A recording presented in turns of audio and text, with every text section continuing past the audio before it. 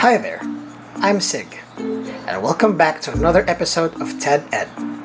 Today, we're going to talk about election law. But Sieg, isn't election law too broad a topic? Well, you're right. Today, we're focusing on one specific issue that's filled with controversy and much heated debate. As you know, the requirements for running for president are quite basic. You must be a natural-born citizen of the Philippines, able to read and write, at least 40 years old on the day of the election, and a resident of the Philippines for at least 10 years immediately preceding such election. With these low requirements, you'd think that anyone can be president, right? These requirements are more or less the same when it comes to members of Congress. This has sparked controversy and debate where people are saying that becoming an accountant is much more difficult than qualifying for president. Well, the question we're going to tackle today is, should the Constitution be amended to require elective officials to have a college degree?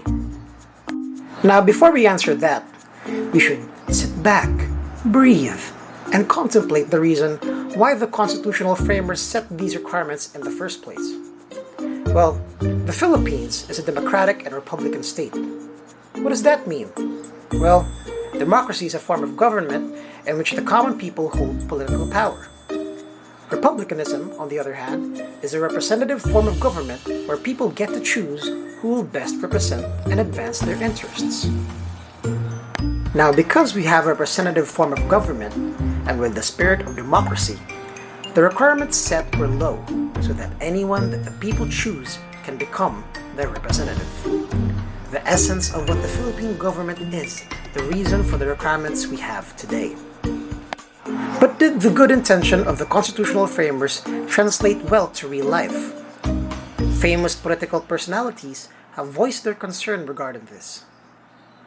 One of the most notable ones was the late Miriam Defensor Santiago. Gustong amyandahan ni Senador Miriam Defensor Santiago ang konstitusyon para magtakda ng educational requirements sa mga gusto maging presidente ng bansa. Ayon sa senadora na chairperson din ng Senate Committee on Constitutional Amendment, hindi dapat hayaang tumakbo sa pinakamataas na posisyon sa gobyerno ang isang kandidatong hindi nakagraduate ng kolehiyo. Sa kasalukuyan, napamantayan kasi ng saligang batas walang itinakdang educational attainment para po sa kandidato sa pagka-presidente. Giit ng senadora, kung ang mga pulis nga kailangan college graduates, bago makapagsilbi muna sa bayan, dapat ganun din daw ang mga kandidatong presidente, vice-presidente at maging mga mambabatas.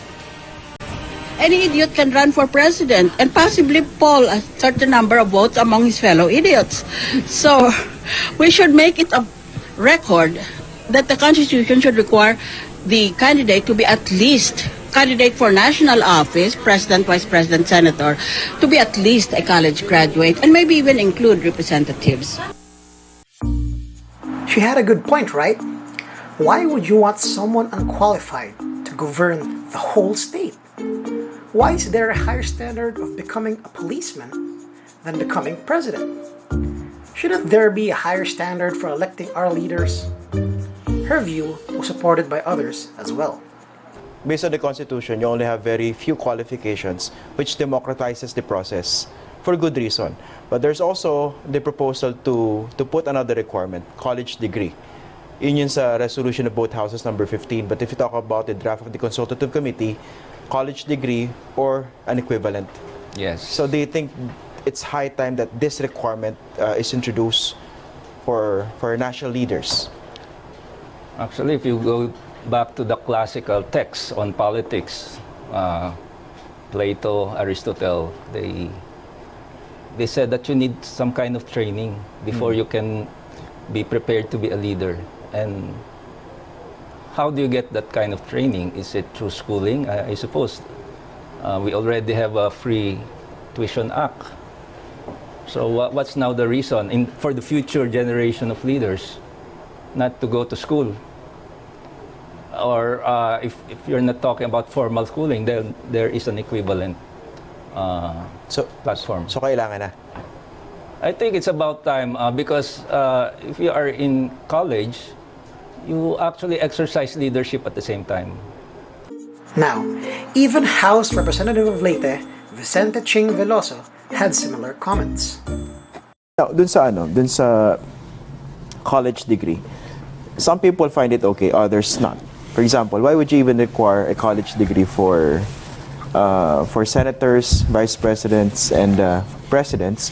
When if you go by the situation on the Philippines, a lot of Filipinos are not exactly getting that opportunity, much more so to graduate in college. Yung ayaw magtapos. Hindi naman mahirap magtapos ng degree. Okay. We came up with an exception there. Pag ikaw naging congressman na or naging senador, like Usmania, sabi nila hindi daw nakapagtapos. Hindi ko alam yun eh. But assuming na hindi nakapagtapos, qualified na siya by way of exception. Now, on the question of why we have to put that in the revision, kasi tingnan mo na lang, an appointive employee is even required to pass a board exam in addition to her being a college degree holder, a graduate. Kailangan pumasa pa siya eh. Why is it that a senator, for example, who's wielding so much power, hindi pwedeng o hindi kailangan na magtapos? But you said the system should adjust to the will of the people. So the people have been voting so many people, even without a college degree. So if the people say, come plebiscite, na mali ito, they will have to reject our proposed Did you also include an equivalency component? Let's say we're not able to finish college, but there's an equivalency. We had a discussion on that, but eventually it was rejected. Why? Ang daming palusot kasi sa equivalent eh. Iba talaga ang nagtatapos. 4 years is 4 years.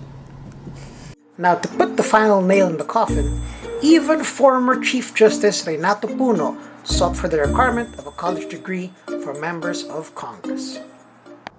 We will still have a bicameral Congress,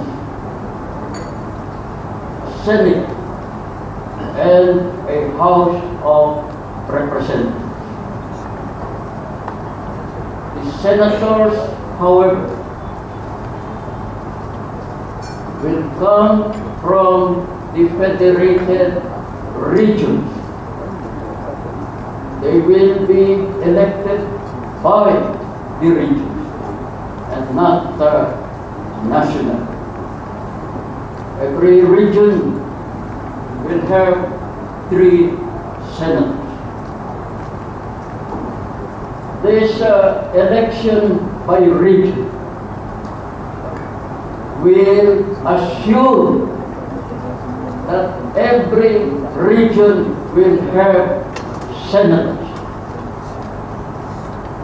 that ought to remedy the defect of the current system, where Mindanao is often unrepresented or underrepresented in the Senate.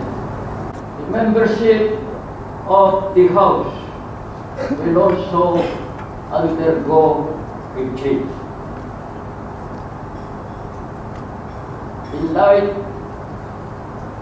of the greater number of our population, the House will be composed of 400 members. 60% shall be elected from the different legislative districts. The remaining 40% shall come from political parties on the basis of proportional representation. We have also required that candidates for the Senate and the House of Representatives should have a college degree. It's interesting, right? Both parties have interesting points. Now that I've shown you both sides, it's time for you to answer that question for yourself. Is educational attainment an assurance for good leadership? What are your thoughts? Leave them in the comment section below. Don't forget to leave a like and subscribe for more insightful videos. Again, I'm Sieg, and thank you for listening.